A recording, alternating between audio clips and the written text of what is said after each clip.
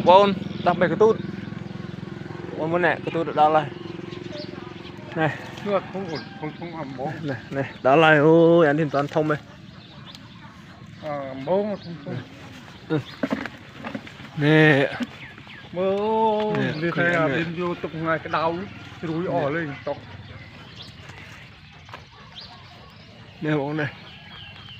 Nè, băng slug. Ô, đó là fly.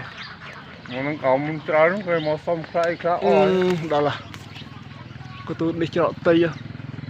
Nó bắt nó bắt nó.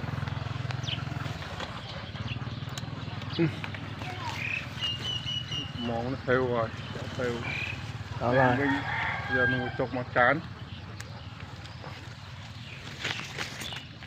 nó trộn màu này không? Ừ. Trộn màu này. Nấu. Nè bọn này ôi đó là tôi này bọn.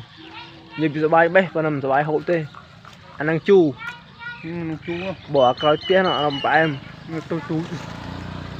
Tại vì tôi bê. Làm ái mà nè. Ô là ngon. Làm ái ôi chú nè. Làm tôi chú. Mà căn là bèm chu dân. Bèm chu trời này. Còn tôm của miền đây.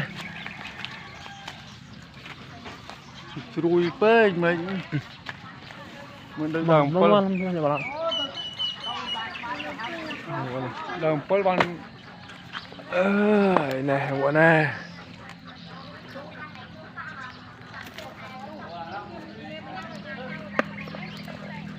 làm phơi là hà đền láng